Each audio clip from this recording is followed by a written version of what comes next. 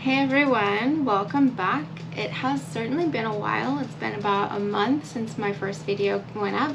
So I'm just here to update you guys on how it's going with the 1950s coat. If you are back to watch this video, thank you for showing up.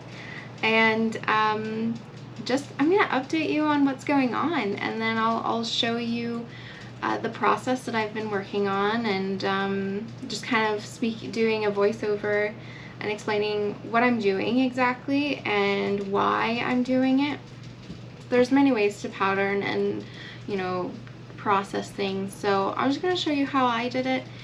And don't take it as if it's like from the book. It's definitely, some of them are freehand, just kind of like, let's see what happens. So I currently have the mock-up complete, but that's on hold. It's ready to cut out. I did find one more thing that I need to edit before really cutting into the real fabric and filming all of that, but in the meantime I have to edit all of these videos plus additional videos that will be going out soon.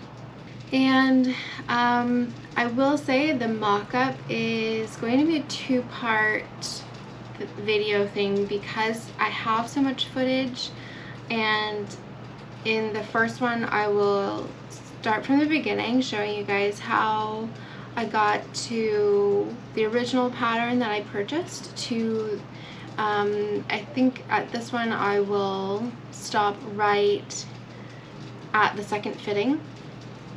And so then for the second part I will be covering just any other additional changes along with the sleeve, because it has given so many fits, and I just want to show that to you guys so that way you guys can see that, you know, nothing is ever perfect. I don't ever really want to come off as this picture perfect, you know, person who can do everything right, because that is absolutely not true. I run into many problems when I pattern. It really just depends on what it is, but since this is a bought pattern, that is an old vintage pattern, I'm having to train myself in understanding how they patterned back then in the 50s, how their instructions were back then, and any other hurdles that come my way with having kind of like a foreign object. Like if I start from scratch patterning, I know that thing in and out.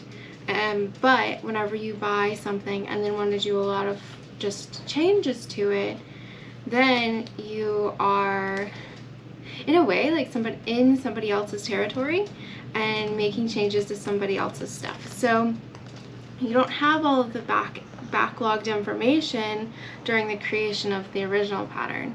So that's what I have been running into a lot with the way this pattern is made. And I couldn't tell you whether it was the actual company who made the pattern, which was, I believe, is called Walden's Patterns, or if it was the digitizer, if something is different there. I couldn't tell yet. So I find myself running into several problems, but I mean, they're not unsolvable. I can still figure them out. I mean, if I couldn't, I would be just, you know, starting over and patterning it from scratch. But yeah, so that's kind of like a bit of what I've been experiencing as I continue on with this project, and it's been interesting. You'll hear me in this first video saying like, oh, sleeves aren't a problem, those are easy, it's pretty straightforward. Yeah, I was wrong. I was so wrong. This sleeve, which will be in the second part of the mock-up videos, because honestly it might end up just being the whole second video because it's just so insane. And then I'll go into the actual, you know, finally cutting out into the real fabric and all of that. But I want to just show you guys. This is editing me realizing that Because I filmed this intro before I started work the other morning, with like maybe 10 minutes before, I forgot to end with "let's get started" or something of that sort to cue into what you're about to see next. So this is me doing it now. Let's get started, and I will show you what's going on in the project and explain everything. To get started, I printed the Walden's pattern I purchased a few months ago. This pattern was a digitized reproduction with the original instructions included. The first thing I have to do before I really get to dive into the pattern changes is tape all 75 of the pages together in order to have a usable pattern to cut out. So while I do this, I will tell you a little bit about my game plan for this garment. First, I'll need to compare my measurements to the pattern and see if I have any wiggle room or none at all. Based on the measurement chart provided in the directions, my guess is the coat will be tight in the torso and in the bust areas. So that indicates I'll need to add enough room to do the first fitting. Now, I didn't film any of the first mock-up or first fitting because, well, to be honest, I was horrible at remembering to record, and it was a fail anyways, and here's why. I absolutely cut corners on my first mock-up by roughly guessing how much I needed to add and ended up having to backtrack a little. But you know what? I have no deadline on this coat, and I'm really just here to have fun and share with you guys the whole process. I was really eager to get started, and the thought of meticulously measuring my pattern against my body measurements was not what I really felt like doing. So I decided to go full force into the project and just not look back. You know, it wasn't a total loss. It helped me gauge exactly what I needed to do on the princess seams, and I noticed I'll need to scoop out the armhole just a little bit. After figuring out how to move forward, I began to adjust all the princess seams. What I'm doing here is marking all of my seam indications and internal construction lines, like the darts, button placements, and such. The white paper you see is the original pattern, and the red or terracotta colored paper is my additional wiggle room. I do not have seam allowance on the pattern while I make changes to it. This helps keep everything consistent and help avoid the problem of forgetting where the seam allowance is and how wide it is. All in all, I remove the seam allowance to treat the pattern as a block pattern that can easily be changed and manipulated without seam allowance interfering with anything or confusing me in any way. Believe me, this coat pattern is going to go through a pattern makeover. The amount of odd things I've noticed already is a little shocking, and I've hardly began design changes. Needless to say, this will have a pattern makeover, and in the end, it will be a production style pattern that I'm used to seeing. To cut the pattern from the muslin, I first trace off with a pencil on one side and cut around the line, not on the line. Believe me, I made this mistake, but this way of doing things is a little hard to get used to. But I cut around the line however wide I want my seam allowance to be. So I think here I decided to do 3/4 and use a basting stitch to transfer to the fabric on the other side.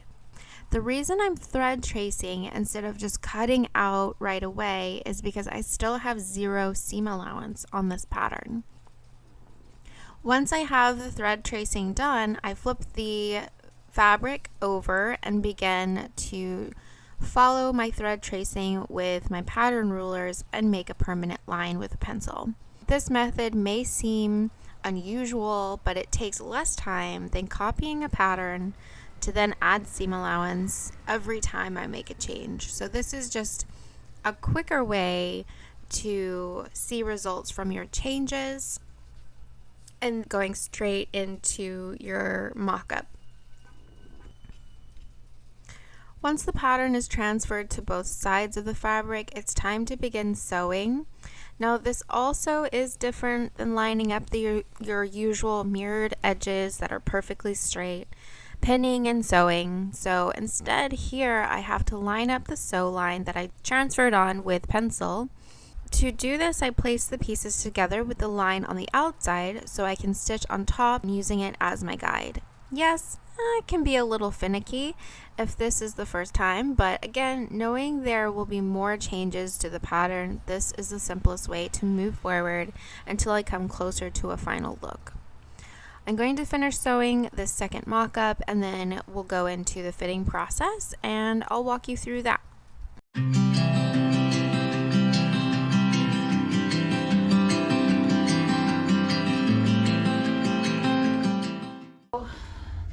First thing is that it's definitely too big. It's like a little too loose, which I did intentionally. I added a lot more wiggle room in there, just all the way through, just because I knew that the pattern was going to be too small. And now the first thing I want to do is basically indicate where my waist is and make sure that that is where it should be. Then see, it's not supposed to droop over my shoulder, so I have quite a bit of extra here, which I'll need to take it out from the princess seam. All through the rest of it is much too big, so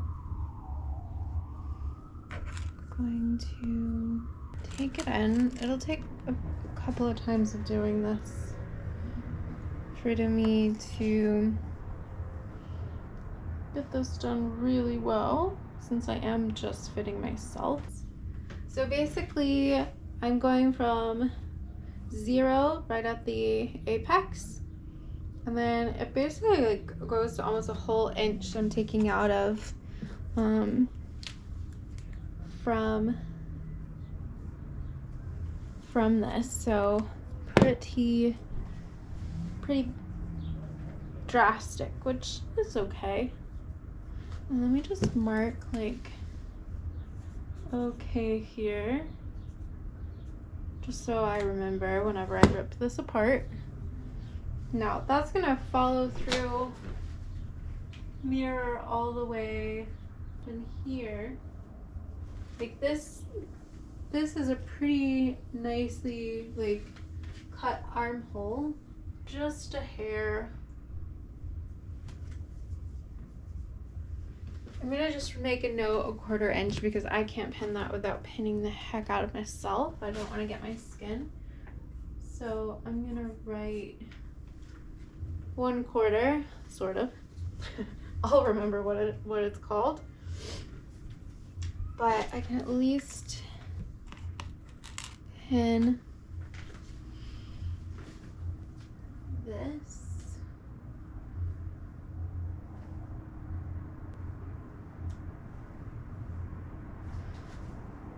Yeah, I think I'm gonna make however much that is the same. I'm gonna taper to 0 almost. Ow!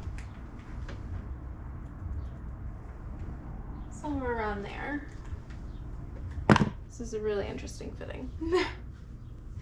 So as you can see from one side, the unfitted side to the fitted side, like this is already laying like really nicely and tucking in at the waist a little better, but I'm gonna try to like do it one more time. And you know, I can do more nipping and tucking and stuff once I have the real fabric.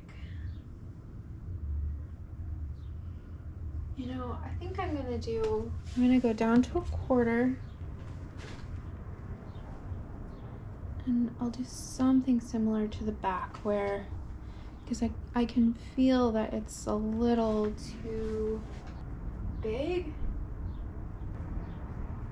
All right, I'm gonna do a 1/2 inch at the waist.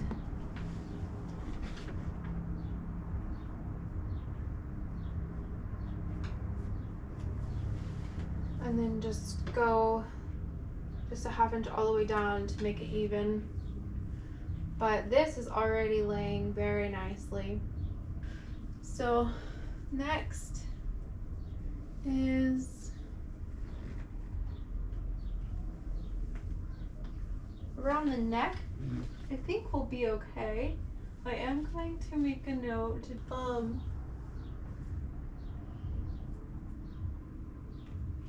So I marked it right here, very messily, but I'm gonna bring it in a ½ inch there and then taper to 0 at the neck, and then taper to 0 at the waist, because nobody's back is naturally board straight like most patterns are today, and this pattern does have a curved center back line, but not enough for mine, I suppose. So to try and smooth that out a little more, and I think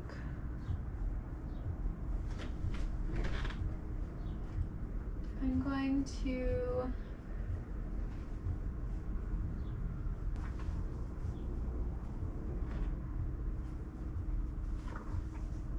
this should be coming up. No? Where's my sketch? No, it does so what I'm concerned about is the pleats. So I keep fiddling around with it. Are my pleats too low on the body? Because I want it to be like a fit and then flare kind of situation, especially with the fabric that I have. It's like very voluminous and it's just gonna be bulky, but I want it to be beautiful and bulky. So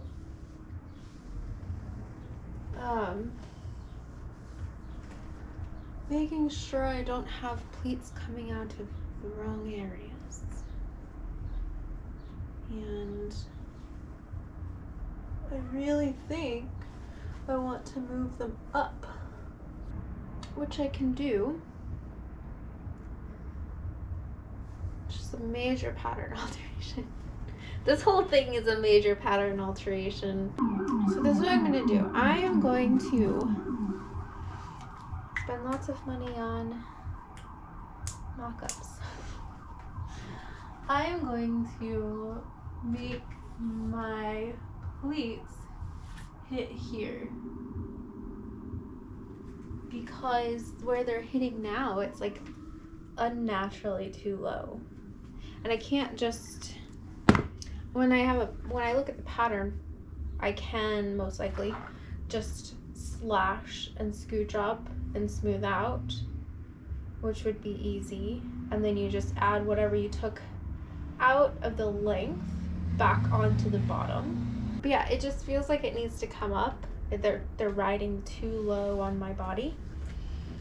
Like they would look, this to be here would be more flattering than having my rumpus come out like this in the final fabric. Okay, I think I can take this off now. I pretty much know what I'm doing. This, I'm gonna try, I don't think I can pin this on my own. It's like contortion. Okay. I'm making a mental note that this is going to be 3/4 of an inch, because that's how big it feels when I pinch it. And then, yeah, because I cannot dislocate my arm in order to do that. That would be crazy. Okay. Good. Now, I haven't tried on a sleeve yet because even those have problems.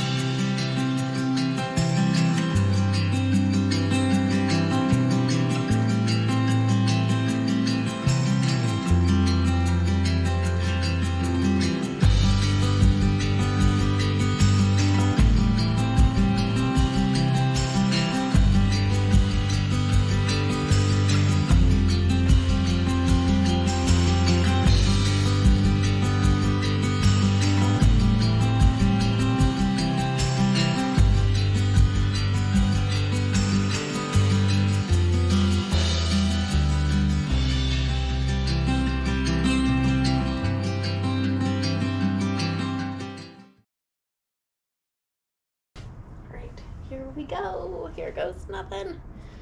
Yet everything. Let's not get caught on all the basting threads. Or stabbed in the armpit. Okay. Ooh, careful. Line up my little buttonholes. They're a great guide. All right. See, the buttonholes line up at my waist, but their waist on the pattern is way lower. Which I don't mind that these are here. That's fine. Okay, and this little one. Ah, so much better.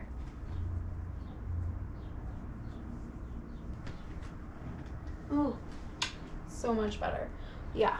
So you see how clean this looks now and like how it lays on the chest in comparison to this side. Like this is much smoother, and I can smooth it out even more, and it'll actually look even better once it's in the right weight of fabric, because the most important thing when creating coats is that you have the mock-up fabric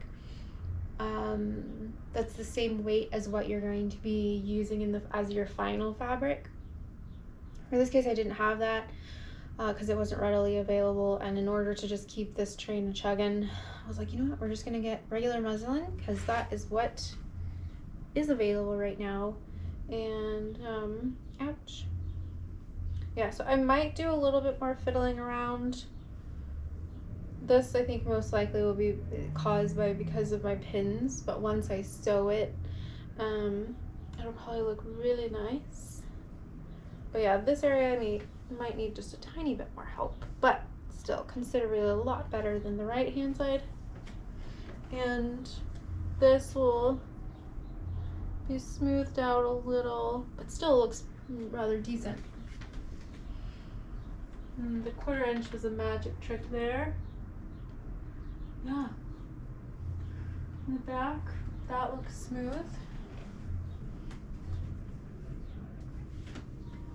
Pretty good with only like a simple fitting.